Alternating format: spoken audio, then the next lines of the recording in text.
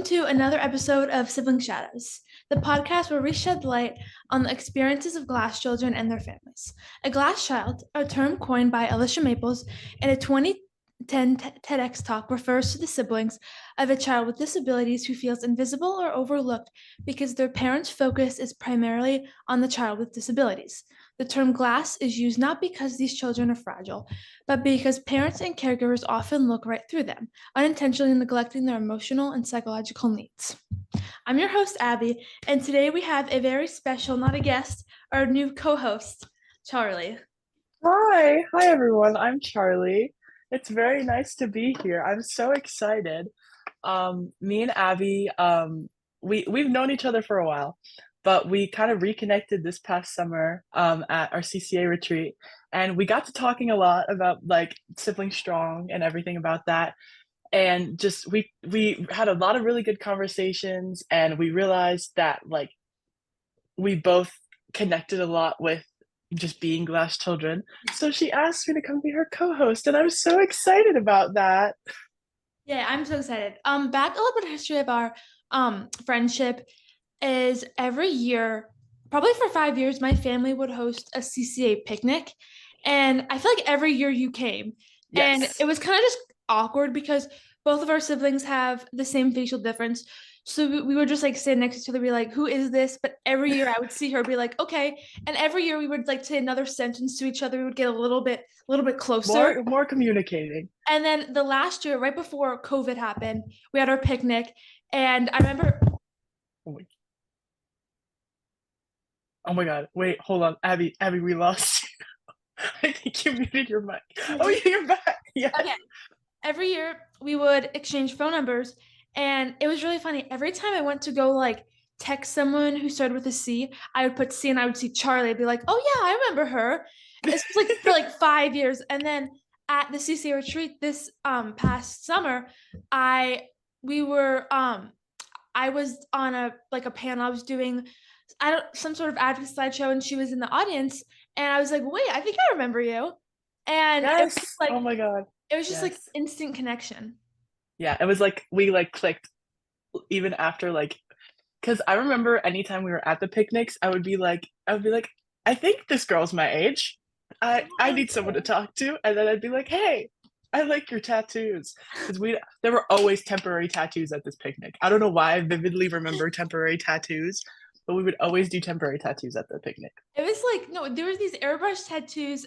My neighbors and we had this like fixation with these airbrush tattoos. We had these Yeah. and every year we would do them. And I think that was hard because I was always like in my little neighbor clique. Hmm. And when all the families would come, I didn't really know anyone. My sister would be off, like my parents, and then I would just kind of be like with my neighbor clique. So it was kind of hard for the siblings because like everyone was from all different parts of like New Jersey, New York, Pennsylvania, Pennsylvania. Maryland. Yeah, kind of Yeah. area. So it was kind of hard because I would just be my little New Jersey clique. And Yeah. I couldn't expand my area. Yeah. But yeah, I remember the first picnic I went to. My mom was like, "Oh, Abby's your age," and I was like, "Who's Abby, Mom? Like, Tell me more. I don't know. I don't know who Abby is." And then she was like, "It was the girl. It was Emily's sister from retreat." And I was like, "Okay, yeah." And then I remember seeing you there, and I was like, "This girl seems really cool. I really want to talk to her, but I'm scared." yeah. Yeah.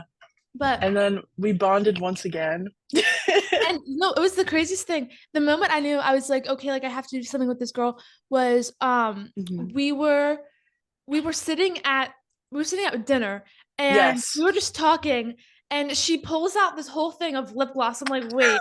And I'm like, wait, I kind of have the same thing. And I was like, okay, like, and then after she pulled out her lip gloss, like it was just like back and forth, like Back and forth same for thing, like like same the person. next like 3 hours. Yeah. Yeah. Yeah, we were there like really late that night because our moms were talking too. It was like we were having like group therapy. It was Yeah. great. Okay. Yeah, I remember because you were talking about was it the Summer Fridays lip balm? I Yes. think yes. Surprisingly, I have it in my pocket right now. It's sitting in my pocket. My mint one is. My pink one's I upstairs. think it's up there. It's like I gotta channel your mom today. But I remember I'd been like, oh, let me show this girl my lip gloss. That's my tub of lip gloss. that's always a point of conversation. But yeah, it was Okay, great. so tell me a little bit about yourself. Like, give a little A little introduction. blurb. Okay. Yeah. I'm Charlie. I'm 17 years old. I live in New Jersey. Emily's former st Emily and Abby's and Nancy's former stomping ground. But I've lived here my entire life. I have a younger brother. His name is Teddy. And what else? I've been dancing since I was 2.5. I do theater. I do choir. I really like singing and all that type of stuff. But what else? I don't know what else, like fun facts I can give. Uh, I'm trying to think of like other things to say. I have a pet fish, Oh, and his name is Pudge, after the fish from Lilo and Stitch. And I have a very bad lip gloss addiction. yeah. Yeah. Don't we all? Yeah, I'm just a girl. Oh, so as I didn't I don't think I've given myself like a proper introduction either on this time, but I have an older sister and she has the same facial difference, golden hair, as Charlie's Golden younger heart. brother. Hmm. So we share a lot of the very similar experiences, especially with like the medical side. Hmm. Very similar surgeries, very similar complications and stuff like that. So that's another reason I feel like we can connect on a deeper level because like usually when I tell one of my friends from school, like, hey, my sister's having like her 4D surgery, they're like, oh my gosh, like Hmm. wow, like she's brave, whatever. I'm like, yeah, like she is like Yeah, she is. but I'm like, and they make this whole big deal, but like to me, like it's just like, oh, it's just like another rodeo, That's just like another surgery. it's just like Yeah, another I remember when my brother, he was getting like a really big surgery for his hearing aid, and everyone was like, "Oh my God, like I hope he has a really speedy recovery." I'm like, And it's like, "Oh my not. God, like this is like they were treating it like it was like life or death." And I'm Yeah. like, "He's okay. This is like one of many, many that he's had. Yeah. We've It's like, stopped counting." yeah, you just don't even keep count anymore Hmm. after all of them. And like, even when I tell people, like, oh, golden heart, they're like, what's that? I'm like, oh, my sister was born without a jaw. They're like, what? I'm like, it's just so crazy because to me, it's like second nature. I don't Yeah, even, it's like it's our entire life. Like we've yeah, known about it forever. it's like, and they ask me all these questions and I'm just responding. It's like, it's just like, it comes up because I'm just like, and they're like, wow, you know so much. I'm like, yeah, it kind of comes with like the, Having a sibling like that. yeah, And I mean, like for me, like for a while, I was so kept in the dark about my brother and like his medical issues that I kind of like learned on my own, yeah, like based off the things my parents would tell me. I'm like, oh, he has golden hair. His jaw wasn't fully formed when he was born, and like having to explain it to people, I was giving them like super vague answers, and I always yeah, felt really bad about it. Then I was like, I can't help you. I'm 7 years old. I don't know what's going on with my yeah. brother. I just recently found out. I was talking to my mom the other day about golden heart comes when they have when like your mom has like a stroke in the womb. Hmm. I didn't know that. I was like, what? I didn't either. She was like, we were talking about like Teddy when he was younger, because like he is like basically what my college essay was going to be about, and like Yeah, writing about like growing up with him and stuff. And my mom basically told me, she was like, we didn't like they asked to like run more tests on him, but I didn't think it was going to be that big of a problem. And then he came a whole month early, and that was like a whole big deal. And I was like, oh my God, I didn't know I about like just so yeah, much yeah. about it. And even back to Yeah. the post of like keeping in the dark, like um, I remember when I was little, my mom like there's this like very specific routine when Emily had surgery. I would know like 2 hours before they left. Hmm. And she would come with like some sort of gift. It was like a stuffed animal, it was like a gift. And she'd give me this gift and she'd be like, okay, like Emily's having surgery, be like, okay, like whatever. I have my little stuffed animal. Like, I don't really care. And like she'd be like, okay, I'm gonna come back tomorrow. I'm like, okay, see you later, bye. And my grandparents would come. And but I remember for all that time, like even my mom would tell me like, oh, Emily's having surgery. I just wouldn't like my brain couldn't like come across that. So I feel like my parents would just like leave me for like a week, and I'd be like, wait, where is everyone? Like I would be so confused. And I Yeah, thought, my mom would only tell me day before, yeah, and that was it. and I'd be like, wait, where's everyone? And my girl would be like, oh, it's okay. Like, they're coming back. They love you, babe. I would always think, like, oh, like, they left. They abandoned me. Like, they don't love me. They're never coming back. That's what I would. That's the brain thing I would get my head into. I would be And like, that feeling sucks, like yeah, especially when you're young, like and you don't fully don't like or understand or like comprehend what's going on. Like your parents just leaving at you with your grandparents, and you're just like, "Hello, like you have another child at home. yeah, What's going on?" exactly. And And like not knowing when they're coming back. yeah, and like obviously probably then it was the best because you can't really sit down with like a 4-year old and be like, hey, like your sister's going to have like her job moved out and like brought back in and they're gonna do all this. I'd be like, what? So like obviously my dad is like that was the best kind of situation for them to be in, but obviously I was like, wait, where is everyone? Exactly. Yeah. I remember his most recent surgery. Like especially like as I've gotten older, I've gotten much more like preface time, like, oh, your brother's gonna go into Yeah, surgery. But it was more like I knew when they were leaving. I never knew when they were coming back. yeah, Because depending on the surgery, he would be like in the hospital for like a day, or like sometimes he'd be in the hospital for like 4 days, and I never know which was yeah, which.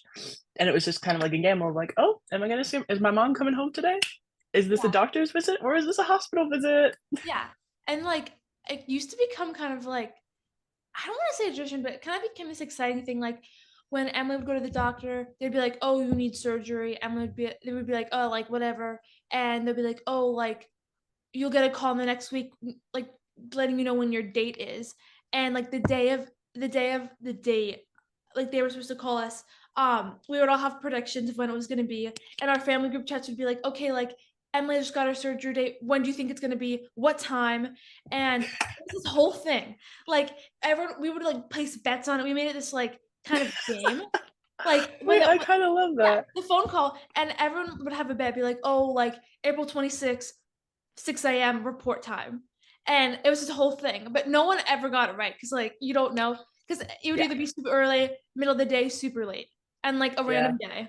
And it was just like this fun thing we used to do once we got older to kind of like make it fun Hmm. or it came. I don't know because like the anticipation of like getting the date is always like annoying. Yeah. My mom used to like when I was really, really little, like right after he was born, my mom used to like take me with her when we would go to hospital visits, and I would stay in the Ronald McDonald Playhouse that was right by the hospital. By And chalk. according to my mother, I ran the place. Everyone knew who that I was Teddy's sister, and like even like on the website there were pictures of me everywhere on the website. I don't know if they're still up. I doubt they are I still love there. that. But I was like looking back on it, I was like, oh wait, like I wish I like had memories of this because like I feel like that would like make light of like what was going on Yeah, and stuff. But like I feel like it's nicer like knowing that like even when I was younger, I was like able to make like something good out of it, and I was like yeah, able to like be make something excited about it, being like, yeah, yeah, I'm Teddy's sister. What about it? Yes, he's at the hospital, but I'm here, and that's what yeah, matters. yeah, exactly. I never went to see my sister in the hospital. I could never go. I could never get myself to go. Hmm. I was too scared every time. Yeah, I never went actually, like, I would rarely ever go into the hospital. I Yeah. was in that Ronald McDonald's Playhouse all the time. I remember my sister, she did like feeding school. Hmm. And I lived at the with my mom and my sister. My dad was back in New Jersey, he was working. And I lived in that Ronald McDonald Playhouse for probably a month. And every day I'd go to daycare at the same like right it was like Ronald McDonald daycare, I think. I don't know what it Yes, that daycare. yes. And I remember they potty trained me there.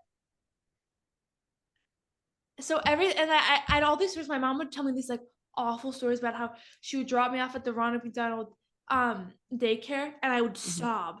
I would just sob and I was so confused. And it was like and every single hour they would call my mom being like, we don't know what to do with her. Like she's so upset. Like she needs to like you need to pick her up, but she couldn't. It was this whole like thing. Oh I my God. it's such a different experience. I hated the Ronald McDonald house. I hate it. But I liked the Ronald McDonald. I liked him. I like to go Yeah, there. you I like to liked see him. Ronald. You and Ronald were besties. I always I like ever I have some pictures of me and Ronald just like posing and just like me like with my McDonald's next to Ronald. Just be like McDonald's with Ronald. Yeah. Hmm. Exactly. But like I got really close to my dad at that because my dad never went to the hospital. It was always my mom went to the Yeah. hospital with my brother. So like it was always kind of like me and my dad.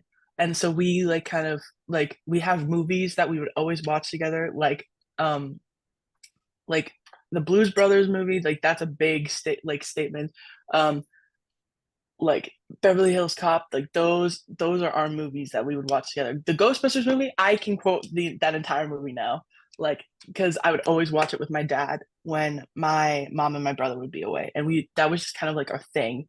And I feel like, especially when I was younger, I would get really sad because I'd be like, "Mom, like I'm getting all this time with dad, which I'm not upset about, but like I would like to spend time with you." And she like I always felt bad because I knew she was trying her best and like trying to like spend time with me because especially because she was spending so much time with Teddy. But I feel like that also kind of affected Teddy and my dad's relationship Yeah. because like now they're attached to the hip because I'm with my mom all the Yeah. time for like choir and theater stuff, but they're kind of like making up for lost time, which I think is so sweet and so cute because like seeing them like hang out together and like play like sports together and stuff or like talk about like football. It's really adorable and it just makes me really happy because I'm like he gets to like do all the stuff that he didn't necessarily like get to do, Yeah. which I think is really sweet.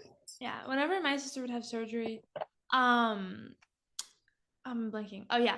Both my parents would go. I would stay with my grandma and my poppy, my grandfather. Hmm. And and when I feel like when I was growing up, I really didn't have a relationship with either of my parents because like my dad was always working, um, like all the time. He because working was kind of like his outlet for all the stress that was Hmm. going on, and my mom would be constantly taking care of my sister. So I was like kind of trapped in the middle. And like the only time I really got to spend time with my mom, like we always had these like in-home health nurses and they would like watch Emily for like an hour and we would like go Hmm. and be able to play like Barbies or something. But I feel like even like when the home health aides would like watch Emily, like Emily would just kind of like sit there and like they would be like yelling at each other because Emily like never really got along with like any of Yeah. her health aides. But yeah, Teddy loved his health aides. They were always like there were a lot of times where they would get his like main maid, not housemaid, house aide was like they were like attached to the hip. They would like walk around because we have a really big field outside our house. Oh my god, my dad's home. We would like walk around. They would walk around the house together. Hi, dad.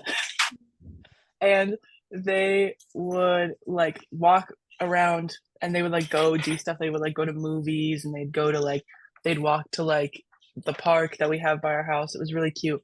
But what ended up happening is because she was a black woman, she would get mistaken for being Teddy's mom instead of my actual mom, which I think is hilarious. Funny. It's really funny. Yeah. But Emily did have this one nurse that she really connected with. And like she was like a part of our family at Hmm. one point. It was when Emily was kind of in her teenage years and like she stopped kind of like just Hmm. she kind of just stopped like rejecting the nurse and she The started nurse aspect of it. accepting it. Yeah. But Oh, wait, that's really sweet. yeah. Especially like because like growing up and like being a teenager is like very difficult. So I'm happy like she connected when she was a teenager because I Yeah. feel like especially during that period it's kind of like hit or miss. Yeah. Especially like being a teenager versus being a child as a glass child. Yeah. That's really different. Oh yeah. It's really different. Because Like like you're so oblivious when you're you know, younger. you think this is like you think this is like normal. Like you think that this Like every day. yeah. And this is like every day. Like this is the normal aspect of like Yeah. what it's like being a child. Yeah. And like I remember talking to like my friends, I'd be like, yeah, like, oh, this spring break, my sister's having surgery. And they'd be like, oh, like we're going to Hawaii. We're going to Disneyland. I'd be like, oh, Yeah.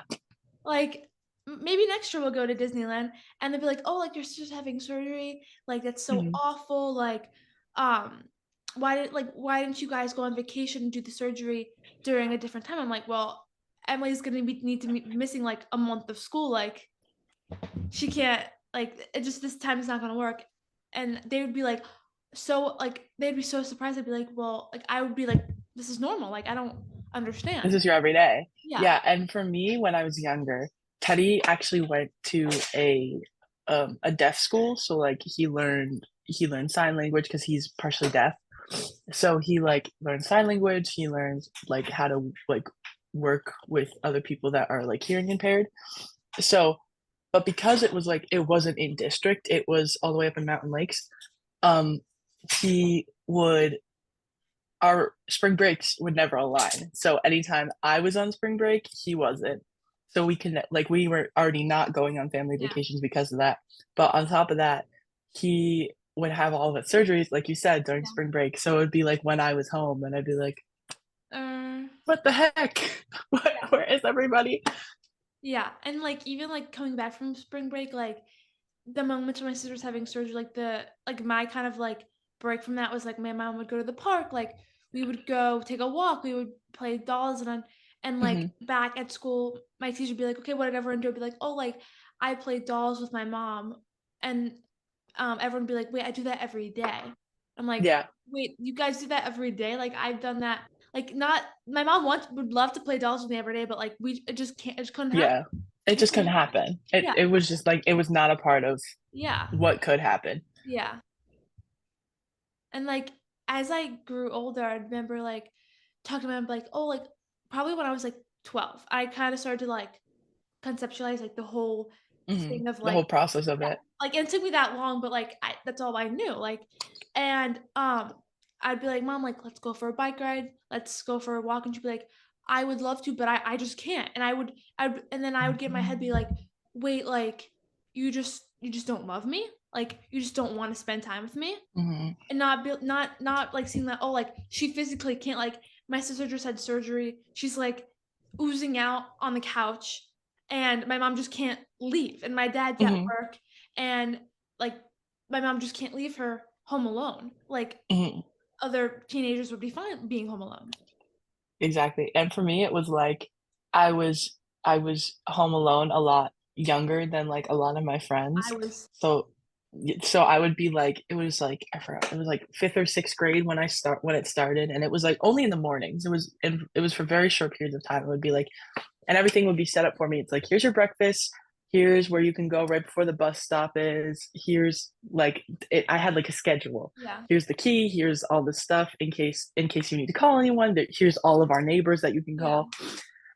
So I just remember I felt so cool like telling my friends like I was home alone this morning, and they were like, okay, I go off, sure, yay, good for you. I had like I love being home alone. I had my routines, like I danced growing up, and Hmm.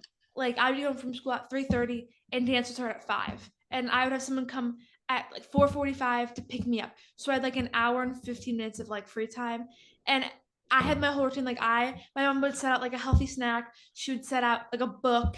She'd be like, "Here's like you just had to use like the TV remote. Like, this is what you can watch. Like do your homework. Like all this stuff." And I remember like I would throw all that aside. I would go into the pantry. I would just eat handfuls of sugary cereal, literally the Real, whole time. Whole time I would real. just eat it, and then I would sit, watch TV, and then I would be rushing to get ready for dance, and I'd get picked up, and my mom would get home and be like, she'd be like, "What were you doing? Like you didn't eat, like you didn't do your homework." I'm like, "Yeah, like I had a fun time," and like I feel like my home alone time, like looking back when I was a kid, I was like, "Oh, home alone," but like I kind of miss it now. Like now that my sister's more like matured and she doesn't have, she's like kind of done having surgery, like, and my parents are like always kind of around. I'm like, wait, I kind of want to be home alone again. Yeah, for me, it's like because also when I was like preschool age, instead of like being left home alone, my parents would like I had a whole bunch of friends in preschool, and I was like Yeah. I was having a lot of play dates, and I remember I was like, oh, I'm so excited that I get to hang out with all my So friends popular, all the like, time. I know I'm just such a popular girl. I have so many friends. yeah, Meanwhile, it's like my mom being like, hey, can you drop Charlie to school? Thanks. And like I miss it. Like looking back on it, like I developed a lot of really, really strong bonds with the yeah, people in my class, and like everyone knew me. And I yeah, thought that was like so cool when I was growing up. And I like kind of look back on it like, wow, like yeah, I met so many people then, and I became friends with so many people that I wouldn't have yeah, if I wasn't in these circumstances. yeah. And like I remember my like childhood best friend, two of them. one of them, well, I moved and she still lives in New Jersey, and one of them moved to Florida. But like they were just kind of like my mom's like go to like drop off play Hmm. dates. And like that, like those two girls like were my soulmates. Like they were my best friends. And even like the situation was forced, like the friendship that came out of it was just like Hmm. I wouldn't have had those two friends if it wasn't for like the drop off and the pick up and like that was like it's like kind of like a silver lining and like the being like almost like abandoned, I would say, but not like by choice, just by Not by choice, just by yeah, and it like wasn't like situation. actually like abandoning. It was just kind of like, but that's like what the term is. Like you're abandoning me, Yeah. but you're not. Like obviously, like you're not leaving me like on an island Yeah, for and you're like you're still being cared yeah, for, just not yeah, like like directly. yeah, yeah, Yeah. But I remember the way I met my absolute best friend in the world, Julia. She's my Polaroid in here. Is because her mom is best friends with my mom. And a lot of times like they would hang out and kind of just like my mom would just kind of like debrief to her and like kind of talk about it, about like everything that was going on, like not just with Teddy, but just like everything. And I would go and see her, and I was like, "This." She's 3 years older than me, and I'd be like, "This girl is the coolest girl I've ever met," and I would just like want to hang out with her all the time. And now she's like actually my best friend in the entire world, and like I visit her a lot, and I see her a lot, but like that wouldn't have started if my mom hadn't necessarily like forced a friendship yeah, on between us. And we joke about it now being like, oh, we were forced into this, yeah, but like it was a great place to be. It was right person, right time. yeah. Exactly, exactly. Yeah, Oh, wow. Childhood. I know it's a lot. Like even like when I meet a new person and like they're like, "Oh, do you have a sister?" I'm like, "Yeah, like I have an older sister." They're like, "Oh, like um what is she like?" Like my sister, Mhm. she's 20, she's not currently in school, and they're like, "Oh, does she go to college? Like what is this?" I'm like, "Well," I'm like, Whoa. "Okay, like," and it's just kind of hard to describe, especially to new people. Like I don't ever like say like, "Oh, my sister, she has a disability." Like I just don't ever say that. And then Mhm. because to me, like I don't see my sister that way. Like she's just my sister. No, She's just like, and she's just Emily. yeah, like and she's my sister. And like especially like when my childhood friends like meet her for the first time in person, they'd be like, "Oh, like I didn't know that she looked different. You never told me that." But I'm like, I just never. That's not one of her Yeah. personality traits. Like she's not to me. That she's not that. Yeah, and most of my friends when they meet Teddy, they're like thankfully very very sweet. Like I'm lucky enough that like the place where I grew up is very accepting and very Yeah, um very not like closed-minded when it comes to people. And Teddy's had like based off the surgeries he's got in the past, it's not noticeable at first glance, like his facial difference and yeah, stuff. So if someone just sees him on the street, they're not immediately going to notice his like jaw surgery or his scars from that. They're going to notice his hearing aid first yeah, and his ear. So usually that's what they ask about first, and then the golden hair is the second thing. But I've been lucky enough that none of my friends have been like, "Yo, what the heck's up with your brother?" yeah, Most of the time, they're just kind of like, "Oh, like how's he doing? Like, are like how's he feeling?" Especially after surgeries and stuff. Like my friends are very supportive. yeah. I remember like even in my freshman year of high school, the year before that I moved to Virginia, like I met this really like she was like one of my really close friends and I told her about Emily and I was like, I think that year, my freshman year, she had like Emily had like 4 surgeries. So it was like Hmm. back to back a lot and they were pretty extensive surgeries. And I told her and like every time her and her mom would like come to my house, they would drop off like a care package for Emily, a care package for me and like flowers for Emily. It was Oh. like the sweetest thing ever. And like it's just kind of when you like you can like block out like the good friends and like everyone. And Hmm. like even though like growing up like sometimes like the friendship is forced and like I don't know, I feel like it just helps you find better friends. Yeah, it like helps you, it helps your judgment on people too. Yes. Cause like I learned like to pick out friends that like even just like looking past like appearance period. Like I had friend like when I was in like fifth or sixth grade, because at in my district we have elementary school, then intermediate school, which is fifth and sixth grade, and then middle school seventh and eighth, and then high school's ninth through 12th. But in intermediate school, I remember I was like hanging out with like the popular kids, and because they at first they come off really sweet, and then like the comments and stuff start, Right. and I kind of realized that like from like growing up with Teddy and like learning like accepting of people besides like what they look like, I kind of like distanced myself from them and like started hanging out with people that like were much more accepting of like me for me. Yeah.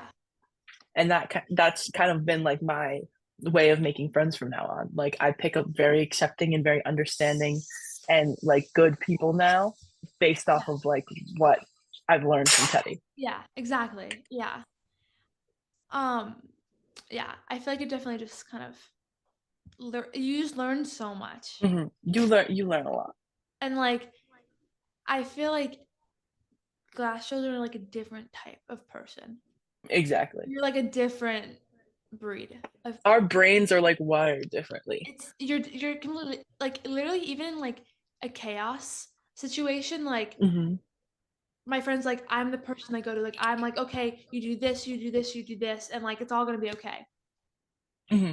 Like And like, yeah, like I feel like we're so much like we're better at like understanding really like serious situations and stuff because like that's basically all of what we yeah, experience when like during those like integral moments when you're like learning like different, I don't know what the word is, like different things that or different life lessons. And because like being like so used to the like really serious situations, we became so used to them at such a young age. I feel like now we're like so good at handling them now. yeah. We're just so cool. We're just we're built different. It truly we truly are. Yeah. So thank you guys for tuning into the first episode of Yay! Charlie. Podcast. Woohoo! And we'll see you guys next time. Oh Thanks for yeah. watching.